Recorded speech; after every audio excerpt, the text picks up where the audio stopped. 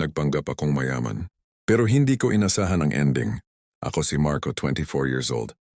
Nakilala ko si Alisa sa isang dating app. Unang tingin ko pa lang sa profile niya, halata ng sosyal at mahilig sa mga mamahaling bagay. Puro travel photos niya sa ibang bansa. Brunch sa mga 5-star hotels. At mga designer bags.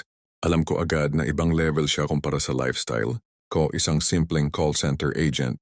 Tanga ko na sumasahod sakto lang para sa bills at kaunting luho paminsan-minsan. Pero gusto ko siyang makilala. At para makuha ang atensyon niya, nagpanggap akong mayaman.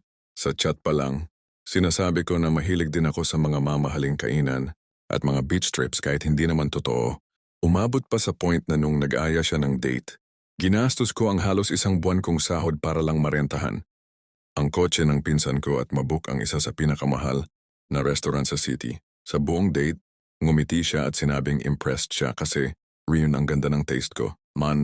Deep inside, kinakabahan ako kasi alam kong sooner or later, mabubuko rin ako. At ayun nga, after ilang linggo ng pagkikita, nalaman din niya ang totoo.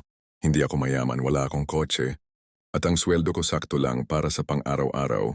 Akala ko magagalit siya o iiwan ako, pero nagulat ako nang sabihin niya, "Bakit ka pa kasi nagpanggap? Hindi ko naman hinahanap ang yaman.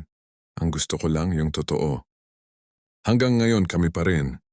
At natutunan ko na hindi pala kailangan ng pera para mahalin ka ng isang tao. Kailangan lang ng katapatan. Kung may gusto kang i-share na confession o kwento, send mo lang sa akin. Ako na bahala mag-post dito sa TikTok. Anonymous pa rin ang identity mo.